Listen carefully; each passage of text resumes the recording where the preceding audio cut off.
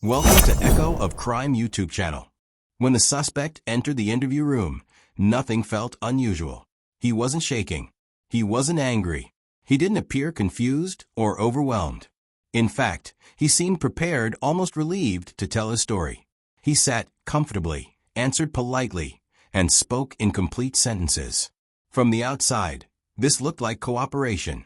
To experienced detectives, it was simply information. He began by explaining where he had been and what he had done that day. His timeline flowed smoothly from one event to the next. He didn't pause to think much. He didn't struggle to remember. He spoke as if the day had already been organized in his mind. That alone didn't mean anything was wrong, but it stood out.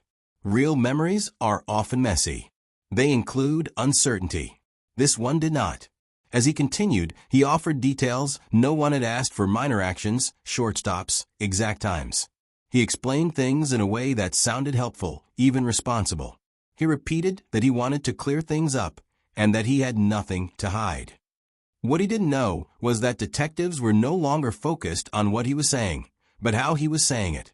And buried inside his calm explanation was one small detail that would quietly change everything. Midway through the interview, the suspect mentioned a detail that seemed unimportant. It wasn't dramatic. It wasn't emotional.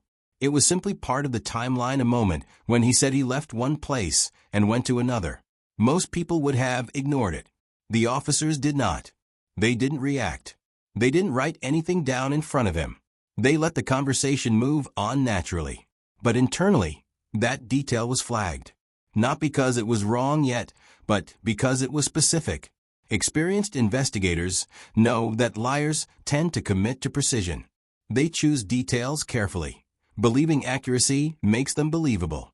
Later, when detectives compared his statement to objective data, phone activity, location records, and time-stamped information, that detail didn't align.